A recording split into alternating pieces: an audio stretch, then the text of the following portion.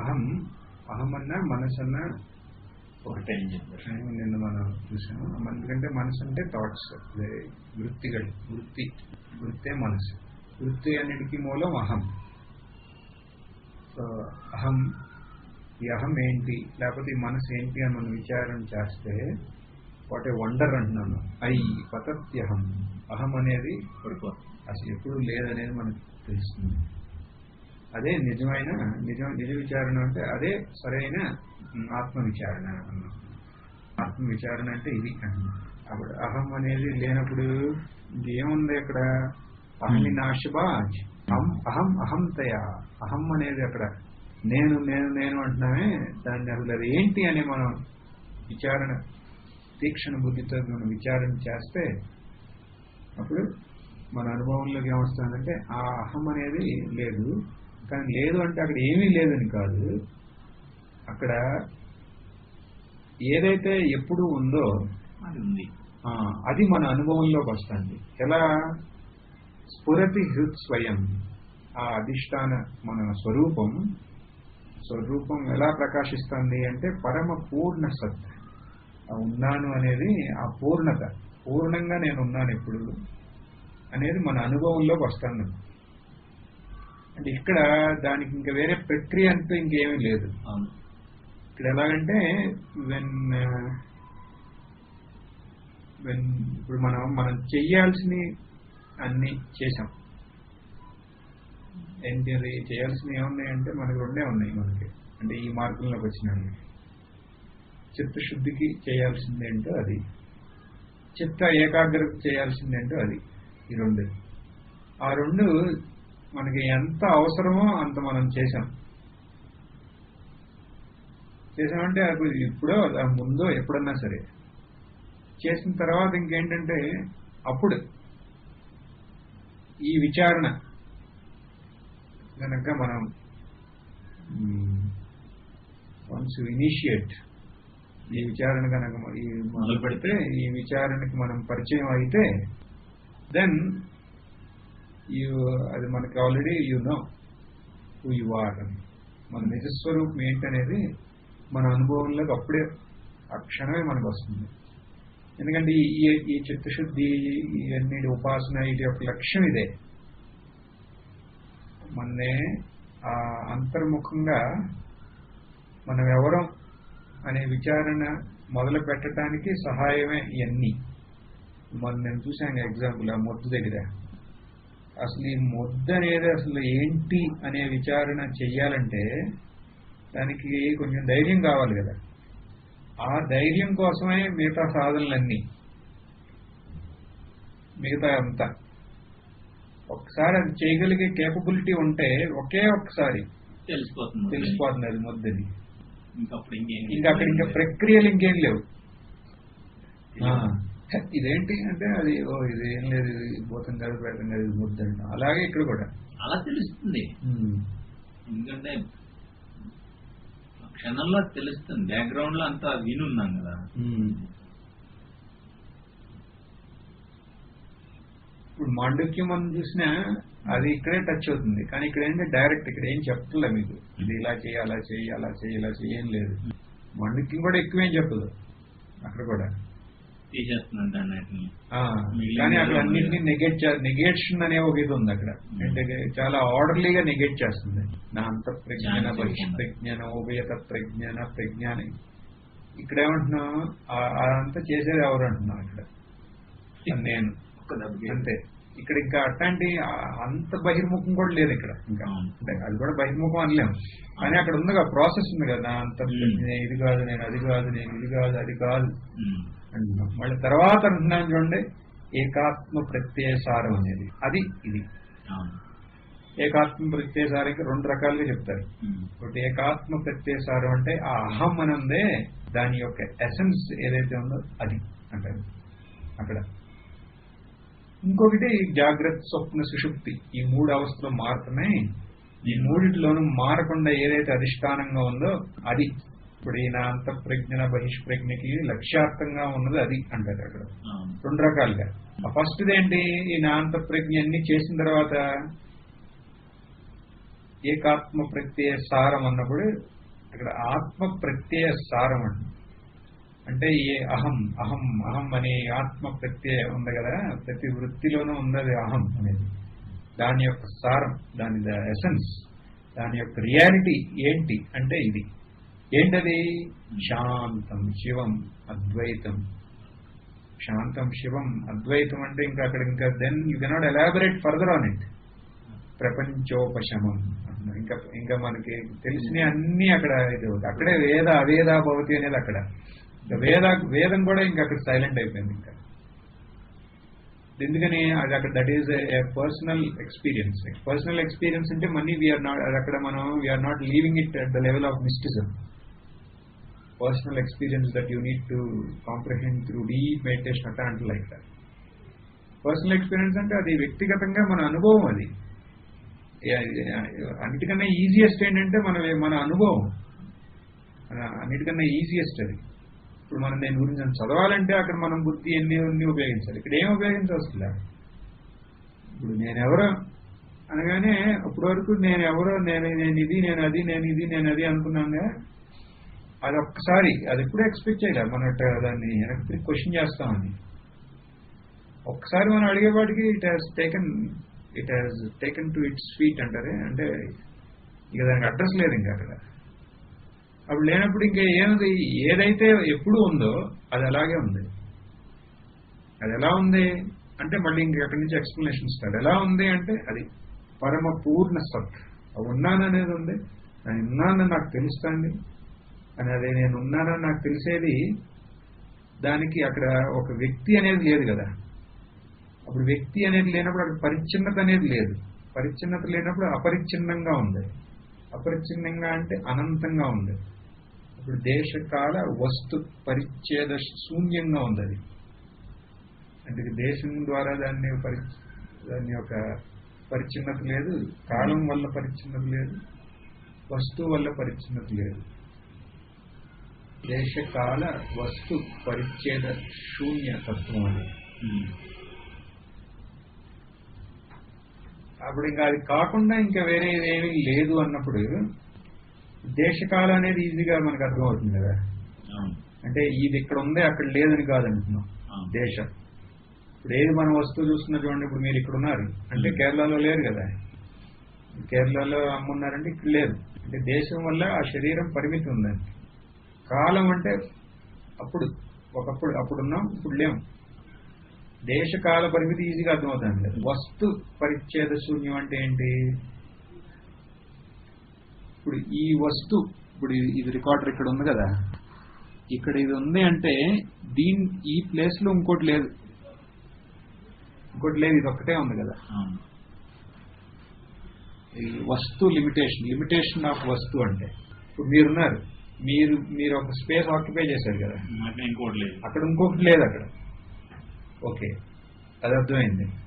దాన్ని ఎట్లా అప్లై చేస్తాం అంటే ఇప్పుడు ఇది వేరే వస్తువుతో ఇది పరిచ్ఛేదం లేదంటే దాని అర్థం ఏంటంటే అది ఇంకో రకంగా చెప్తాం, అది కాకుండా ఇంకొకటి లేదని. మరి ఈ వస్తువులన్నీ ఉన్నాయి కదా అంటే అదే ఈ వస్తు రూపంలో లాగా ప్రతీతి అవుతుంది, ఎప్పేర్ అవుతుంది.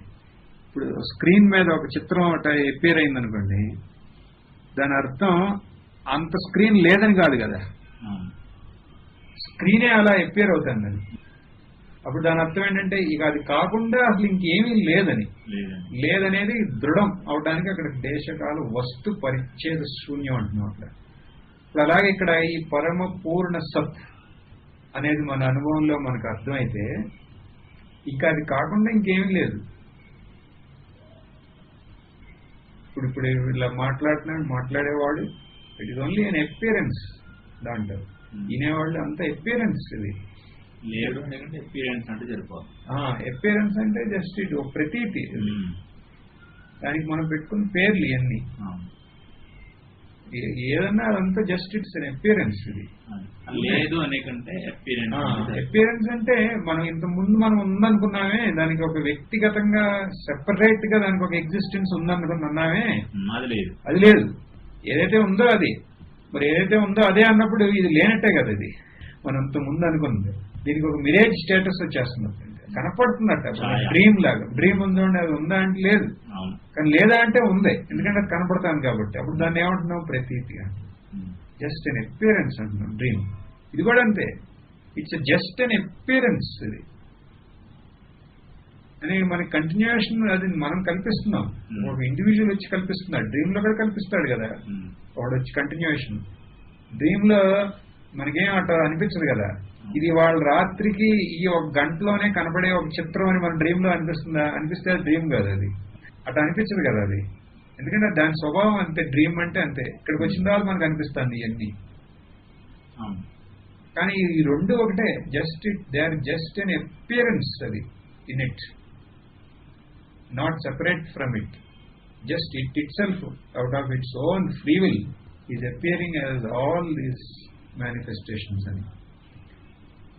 అప్పుడు ఇది కాకుండా ఇంకేమీ లేదన్నప్పుడు ఇదే అట్లా మన అనుభవంలో ఇప్పటి వరకు నేనున్నాను.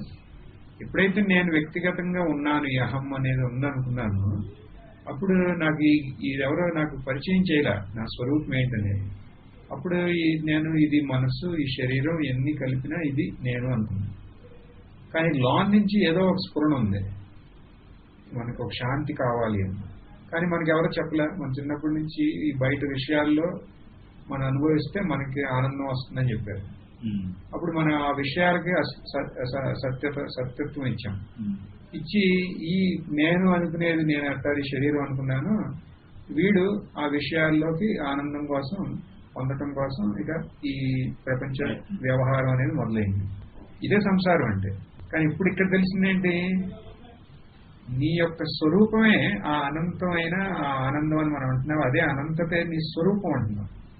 మనం ఎలా తెలుసుకోవాలంటే జస్ట్ యూ ఎంక్వైర్ అంటున్నాం. ఇక్కడ ఈ పోర్షన్ లో మీరు పొద్దున అన్నారుగా, కానీ ఏదో ఒక గాడ్ లాగా ఉంది, దాన్ని భేదించలేనట్టు అనిపిస్తుంది, నేను ఇది కాదు అలా అయితే కొంచెం తేలిగ్గా మాండూక్య ప్రక్రియ ప్రకారం అది తేలిగ్గా ఉందంటే ఇక్కడ కూడా వస్తుంది. అది నెక్స్ట్ అదే డిస్కషన్. ఎందుకంటే ఇది this if you get that is an end for it's. ఇంకా అవసరం లేదు. కానీ ఓకే, ఇదంతా దిస్ ఈజ్ ఓకే, కానీ నాకు కొంచెం కన్ఫ్యూజన్ ఉంది అన్నా ఉంటుంది. లేకపోతే ఓకే, మరి ఇప్పుడు నేను అహం అని అనుకుంటున్నా కదా, ఆ అహం ఏమైంది? అటెండ్ డౌట్లు రావచ్చు. నేను అహం అంటున్నాం, అహం ఎంక్వైరీ చేసాం, దాని యొక్క అన్రియాలిటీ మనకి వీ హ్యావ్ ఎక్స్పోజ్డ్ అంటున్నాం. అంటే అసలు అది లేదా? అసలు నేను ఇప్పుడు వరకు అహం అని అంటున్నాగా, అహం అనేది అసలు ఏంటి అనే క్వశ్చన్ వస్తే దానికి నెక్స్ట్ ఇదమహం పదం అభిక్యమాన్వహం, ఇదమహం పదం అభిక్యమాన్వహం, అహమిలీనకే అప్యలయ సత్తయా, అహమిలీనకే ప్యలయ సత్తయా. ఇదమహం పదం అభిక్యమన్వహం. ఇదం, ఈ అహం అని మనం అంటున్నాంగే, దాన్ని దేన్ని సూచిస్తుంది అంటే, మనం ఇప్పుడు అహం అంటున్నామే, దాని లక్ష్యార్థం ఏంటంటే ఈ అహమి లీనకే, ఈ అహం, ఈ సుడోహం అంటే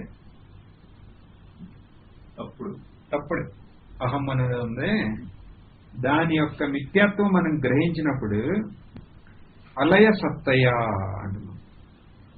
అంటే ఏదైతే నాశరహితం అయిన స్వభావం ఉందో అది మన అనుభవంలోకి వస్తుంది.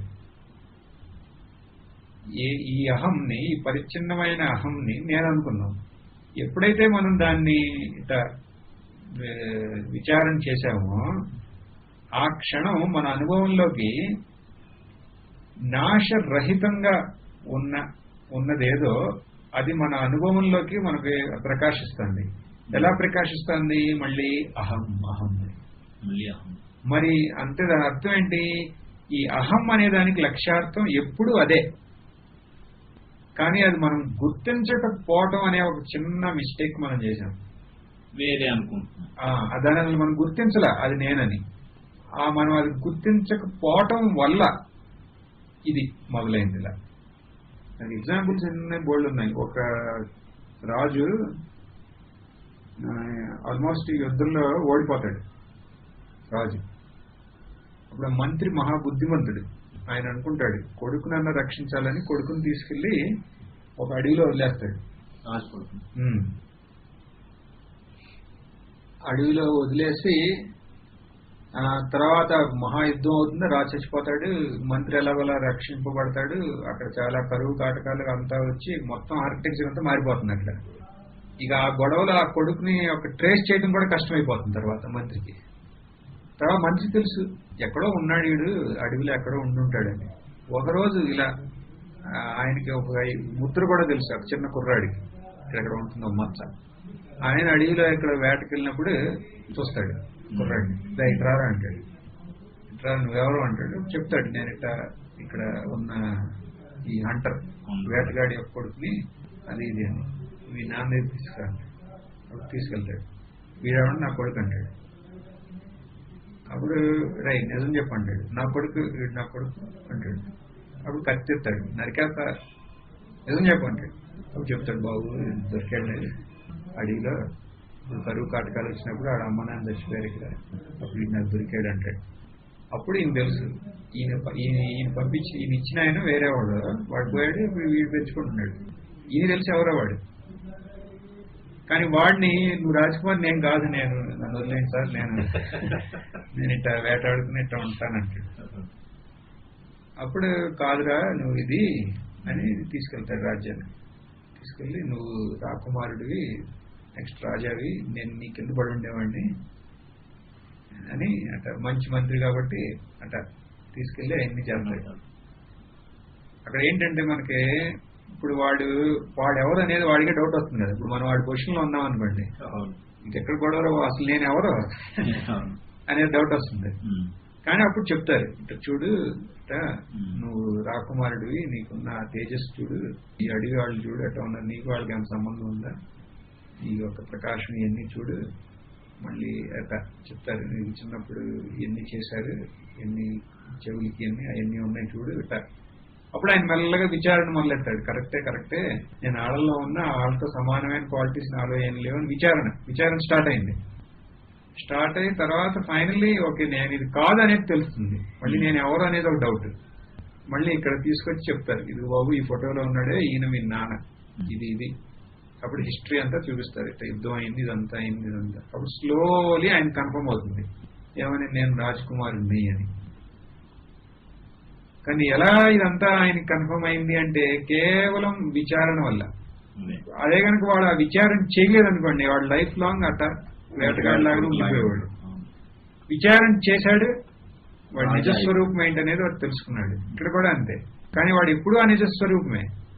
కానీ ఆ విచారణ చేయకపోవటం అనేది ఒక పొరపాటు వల్ల అక్కడ ఈ వేటగాడిలాగా పెరగాల్సి వచ్చింది.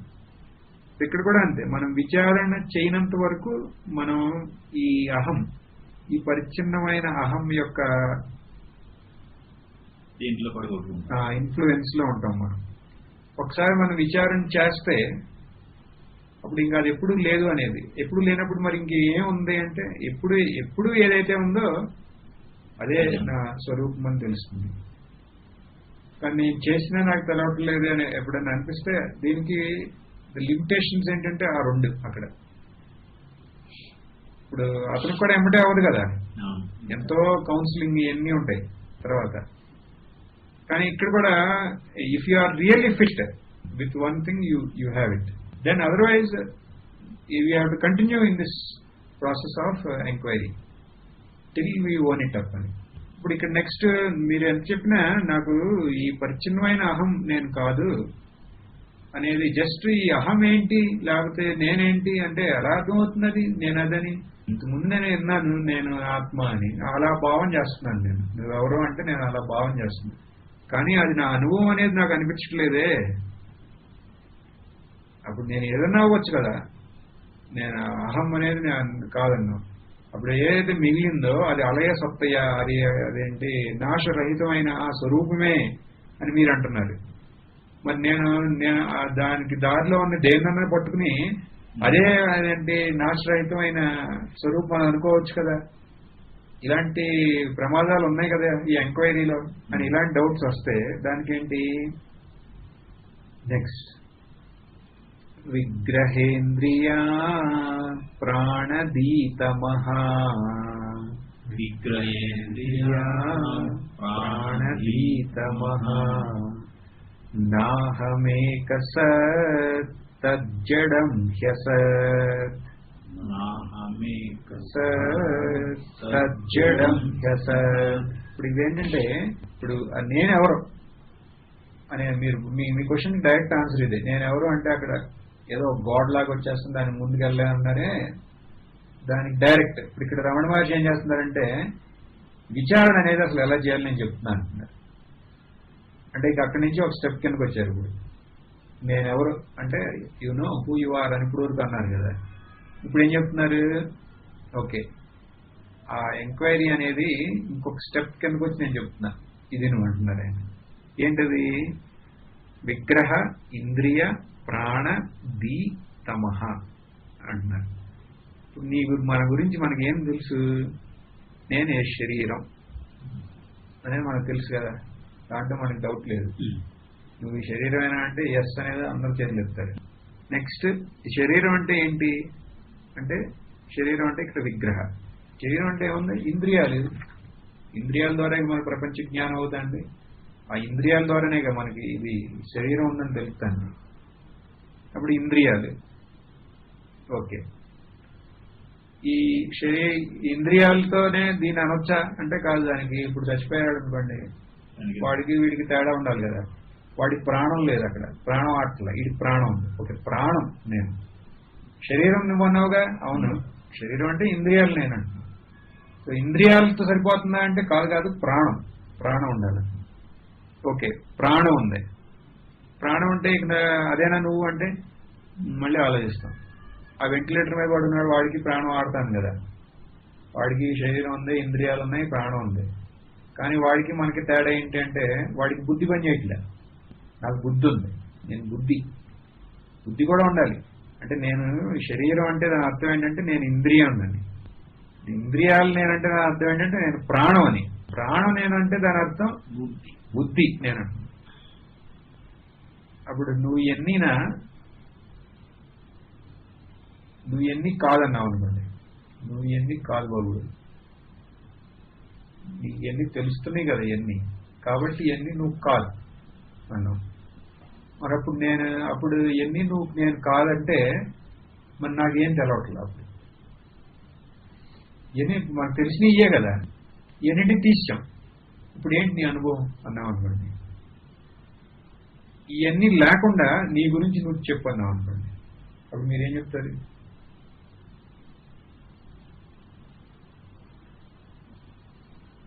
ఏమి లేదండి శూన్యం అంతే కదా. ఇంకేముంది అన్నీ తీసావు ఇంకేముంది ఇంకేం లేదు శూన్యం. దాన్నే ఇక్కడ తమహ అంటున్నారు. తమహ కానీ చెప్పేవాడు ఉంటాడు. చెప్పేవాడు ఉంటాడంటే ఇక్కడ తమహ అంటున్నాం. ఇక్కడ ఫస్ట్ ఆర్డర్లీలో రండి ఓవర్ షూట్ చేయద్దు. ఎందుకంటే ఇది విచారణకి. ఇప్పుడు తమహ అంటే ఇప్పుడు మామూలుగా ఇవన్నీ నేను బుద్ధి కాదు అని మనం అన్నాం అనుకోండి. ఇప్పుడే right now we can do this విచారణ. బుద్ధి కాదు ప్రాణం కాదు బుద్ధి కూడా కాదు. బుద్ధి కాదంటే దాని అర్థం ఏంటి తెలుసా ఆ బుద్ధి అనేది తీసి నా చేతిలో పెట్టాలి మీరు మీకున్న బుద్ధిని. అది అక్కడ అర్థం. ఇప్పుడు నేను బుద్ధి కాదన్నా మీరు ఓకే అన్నారా ఓకే అంటే దాని అర్థం ఏంటంటే గివేవే ఇది బుద్ధి కాదు ప్రాణం కాదు బుద్ధి కూడా కాదు. బుద్ధి కూడా అయిపోయింది.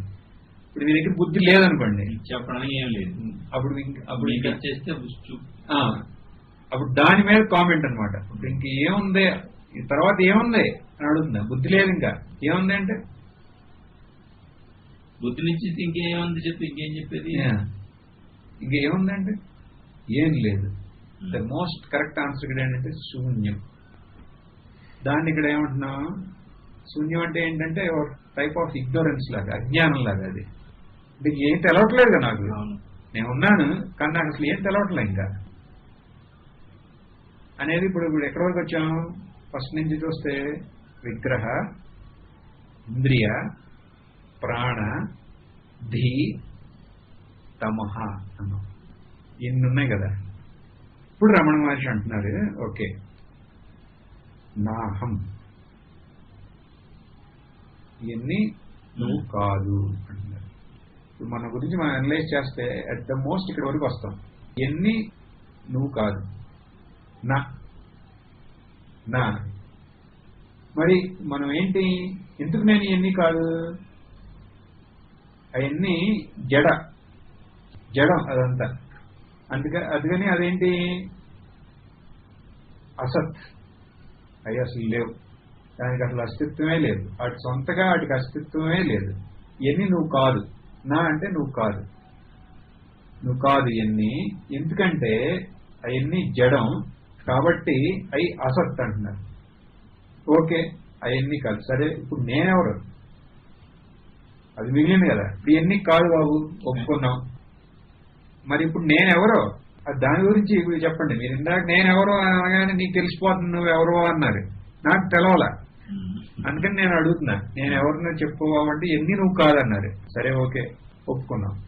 నేను ఎందుకు కాదని నేను అడిగాను, మీరు అన్నారు అవన్నీ జడం కాబట్టి అది అసత్ అన్నారు, అది కూడా ఒప్పుకున్నాను.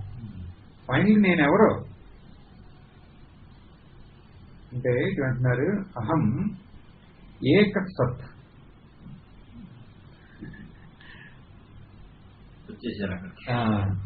అహం ఏక సత్, నా అహం ఏక సత్. సత్ జడం అంటే అది ముందు, ఇవన్నీ జడం అసత్. నేను ఇప్పుడు వదిలి నేనెవరు, నువ్వు ఆ ఏకంగా ఉన్న సత్యాన్ని, సత్ ఏకం ఉంది ఒకటే. ఆ సత్ ఏదైతే ఎన్నిటికీ అస్తిత్వం ఇస్తాందో అది నువ్వు అని అంటే అది కాకుండా ఇది ఏమీ లేదు. ఇప్పుడు మనం ఇందాక మనం ఎగ్జాంపుల్ చూసామే, విచారణ చేయనంత వరకు వాడు వేటగాడు అనుకున్నాడు, విచారణ చేయగానే తెలిసింది వాడు ఎవడనేది. అలాగే మనం విచారణ చేయనంత వరకు మనం ఈ దేహంతో, ఈ ఇంద్రియాలతో, ప్రాణంతో, బుద్ధితో ఏమీ తెలవట్లేదనే శూన్యం గురించి లేదా అజ్ఞానంతో మనకి తాదాత్మ్యం పొందుతున్నాం. విచారణ చేసిన తర్వాత తెలుస్తుంది ఇవన్నీ లేనప్పుడు కూడా నేను ఉన్నానని. ఎలా ఉన్నాను, ఇక్కడ కావాలంటే మనకి హెల్ప్ చేయడం కోసం మన సుషుప్తి తీసుకోవచ్చు. సుషుప్తిలో ఉందనుకోండి, అక్కడ ఇవన్నీ ఏమీ లేవు, తమ అంటారు అందరూ, శూన్యం ఉందండి. కానీ మనం లేచిన తర్వాత మనం బాగా పడుకున్నాం అని చెప్తాం కదా, బాగా పడుకున్నాం అని చెప్పాడంటే అక్కడ వాడికి తెలుస్తుంది నేను ఉన్నాననేది. నువ్వు ఉన్నావా బాబు, డీప్ స్లీప్ లో ఉంటే ఉన్నానంటాం. అంటే అది కూడా వదిలేయండి. ఎలా నిద్రపట్టిందంటే బ్రహ్మాండంగా నిద్రపట్టింది, హాయిగా నిద్రపట్టింది, సుఖంగా నిద్రపోయానంటారు. ఇన్ని కామెంటరీస్ వాడు ఇవ్వగలడంటే అక్కడ ఏదో ఒకటి ఉంది కదా.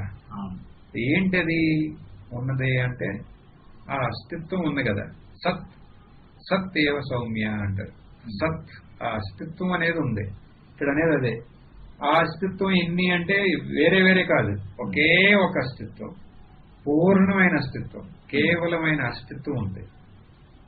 ఆ అస్తిత్వం నువ్వు అని అంటున్నారు ఇక్కడ. ఈ విచారణ అనేది ఇంతే.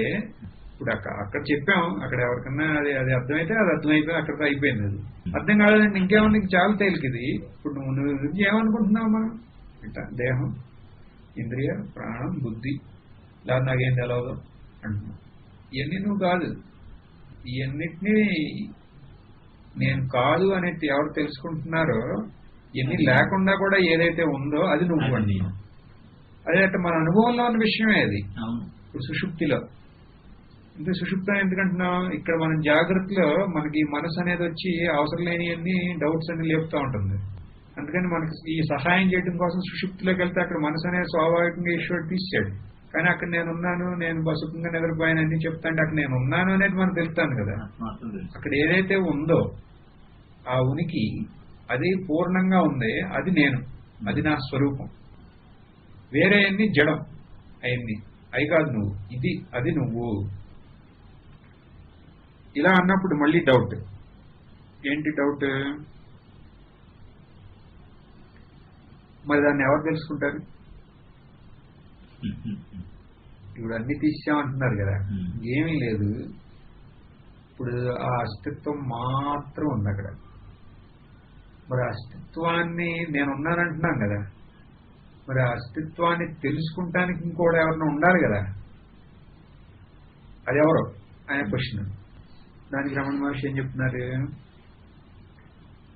సత్వభాసికా చిత్వవేతరా చిత్వవేతరా సత్తయా హి చేత్ చిత్తయా హ్యహం సత్తయా హి చేత్ చిత్తయా హ్యహం. సత్వభాసిక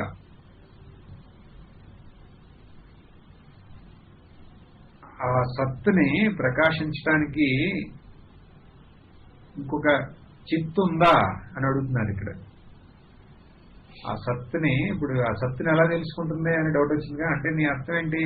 ఆ సత్తుని ప్రకాశించడానికి ఇంకొక చిత్తు కావాలన్నమాట అంటున్నారు.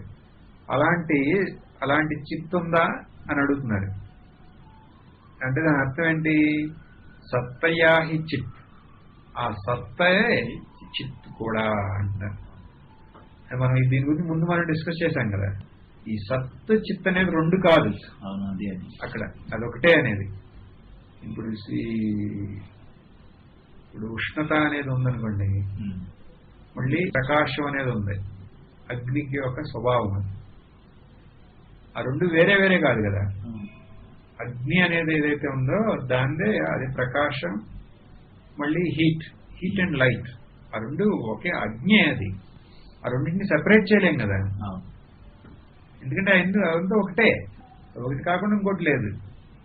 మళ్ళీ అదే అగ్ని రూపాల్లాగా ఎపేర్ అవుతుంది, బోల్డ్ రూపాలు వస్తున్నాయి. ఆ రూపాలకి బోల్డ్ నామాలు పెడుతున్నాం మనం, ఇదిలా ఉంది అదలా ఉందని. కానీ ఆ రూపాలు, ఆ ఉష్ణత, మళ్ళీ ఆ కాంతి, ఇవన్నీ ఒకటే కదా. అలాగే ఇక్కడ కూడా ఏదైతే సత్తో అదే చిత్. అందుకనే మనం చెప్తున్నాం. ఇప్పుడు సుషుప్తి అనే ఎగ్జాంపుల్కి పూర్ణంగా ఇక్కడ అన్వయం అవుతుంది. ఎలా? అక్కడ నేనున్నాను అని నాకు తెలుస్తుంది. అక్కడ నేను బాగా నిద్రపోయాను అనేది ఇప్పుడు నేను చెప్పగలుగుతున్నాను. అంటే అక్కడ ఏమీ లేదు అనేది తెలుసుకుంటానికి ఒక ప్రకాశం అక్కడ, ఇప్పుడున్న ప్రకాశం ఏదైతే ఉందో అదే ప్రకాశం అక్కడ కూడా ఉంది. కానీ ఇక్కడ ఈ వస్తువులు లేవు కాబట్టి అక్కడ శూన్యం, ఏమీ లేదని చెప్తుంది.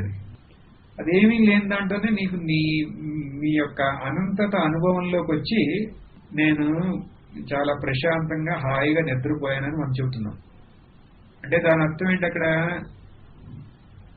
ఏమీ లేనప్పుడు నేనున్నానని, అక్కడ ఏమీ లేదనేది నాకు తెలుస్తుంది అని, ఆ ఏమీ లేనప్పుడు అది నా అనంతమైన స్వరూపాన్ని నేను ఆనందంగా నేను ఉన్నానని ఎన్ని మనకు అనుభవంలో ఉన్నాయి.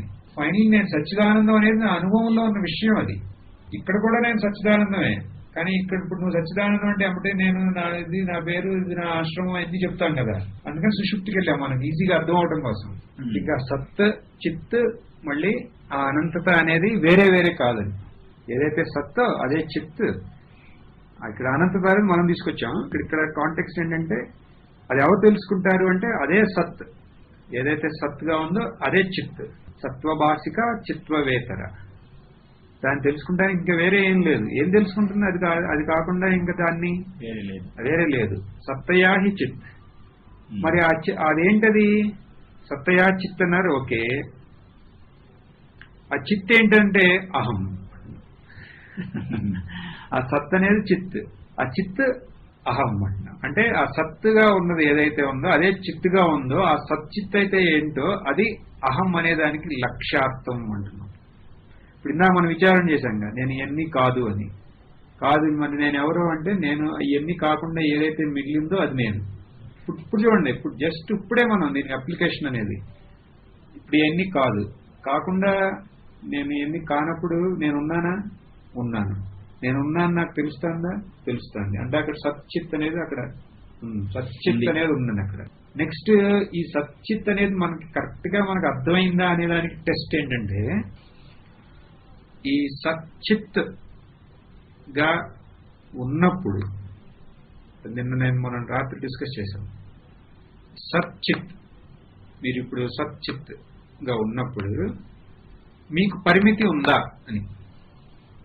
అది ఆ పరిమితి లేదు అని అంటే అది కరెక్ట్ అనుభవం. అది ఎందుకని పరిమితి ఉంది అంటే మళ్ళీ దేహం మీదకి వెళ్ళిపోయింది మనసు, వెళ్ళిపోతున్నది స్ప్రింగ్ లాగా. ఎందుకంటే ఇన్ని జన్మల సంస్కారం కదా.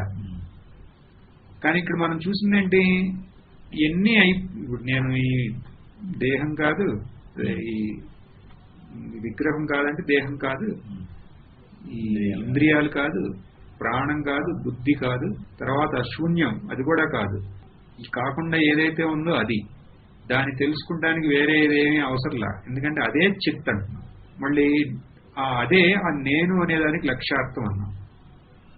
సరే, ఇప్పుడు దానికి ఇప్పుడు వరకు మనం మాట్లాడిన ఆ సత్ చిత్, దాని అది ఎట్లా ఉంది, దానికి ఏమన్నా పరిమితి ఉందా? పరిమితి అనేది తెలుగే కదా, ఏమన్నా లిమిటేషన్ ఉందా అని.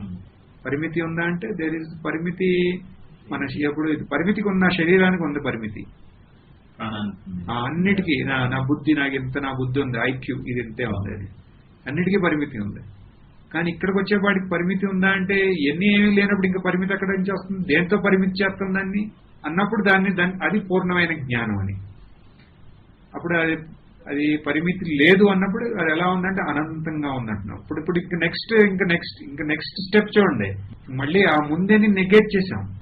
ఇక ఇప్పుడు ఎక్కడున్నా మనం ఆ పరిమితి లేని సచ్చిత్ నా స్వరూపం అని ఇప్పుడు మన అనుభవం. అది మళ్ళీ అనుభవం వెనక్కి వెళ్ళటం అనే ఛాన్స్ లేదు. ఇంకా అది ఇంపార్టెంట్. ఎట్ ద మోస్ట్ ఏంటంటే మరి ఈ శరీరం ఏంటి అని వస్తుంది. అది ఎలా కావాలంటే అది అలా అపేర్ అవుతాయండి. గంగాజీలో బోల్డ్ అలలు వచ్చినట్టు ఒక అల మనం అనుకున్నాం, ఆ అల విచారం చేసింది, ఆ అల యొక్క స్వరూపం ఆ జలం అని తెలిసింది. అంటే అదే ఆ నీళ్ళని. ఎప్పుడైతే నా స్వరూపం నీళ్ళని తెలిసిందో ఇంకా నీళ్లు తప్ప ఇంకేం లేదని, ఎప్పుడు నీళ్లు తప్ప ఇంకేం లేదని తెలిసింది కదా. అది ఇప్పుడు వరకు ఎందుకు తెలదని విచారం చేయలేదు కాబట్టి. ఇప్పుడు ఎందుకు తెలిసిందంటే విచారం చేశాం కాబట్టి. ఒకసారి ఆ విచారం చేశామో మనకు అర్థమైంది. ఇప్పుడు నేనేంటంటే నేను సచ్చిత్ ఆనందం, సత్యం జ్ఞానం అనంతం, అదే నా స్వరూపం అనేది అర్థమైంది. ఎలా ఉన్నా అదే నేను, ఎలా ఉన్నా అది ఎలా కావాలంటే అలా. ఇప్పుడు ఇక్కడ రూమ్ లో ఉన్నామంటే ఇది దిండ్ లాగా, ఈ మొబైల్ లాగా, ఈ రికార్డర్ లాగా, ఇదే ఈ వాచ్ లాగా, ఈ బుక్ లాగా, ఎలా కావాలంటే. కానీ ఇదంతా అదే, అదట ఎపేర్ అవుతుంది అన్నట్టు. Just it is appearing how ever it wants to. ఇది ఇంకా రివర్స్ అనేది ఛాన్స్ లేదు ఇంకా. సో సత్తయా చిత్, చిత్తయా హ్యహం అంటున్నాం ఇక్కడ కదా. దీని మీద మళ్ళీ మీరు ఇంకా మనకు టైం ఉంది కదా ఈవినింగ్ వరకు. ఇలా వెళ్తే క్లియర్. ఇదే చాలు. ఎక్కువ రమణ మహర్షి యొక్క విచారణ ఇలాగే ఎక్కువ ప్రచారంలో ఉంది. మనం నిన్న డిస్కస్ చేసినట్టు ఎక్కువ ప్రచారంలో లేదు అది. కానీ అదే నాకు అర్థమైన రమణ మహర్షి ఉద్దేశం అది అయి ఉంటుంది. తర్వాత నెక్స్ట్ ఇది కూడా రమణ మహర్షి రాశారు కదా. నెక్స్ట్ ఇది విచారణ అంటే ఇది అని. అంటే if you want you can take off, otherwise what is that simplified. ఇది పూర్ణమద పూర్ణమిదం పూర్ణాత్ పూర్ణముదచ్యతే పూర్ణస్య పూర్ణమాదాయ పూర్ణమేవావశిష్యతే. ఓం శాంతి శాంతి శాంతి. ఓం శ్రీ గురుభ్యో నమః. హరి ఓం.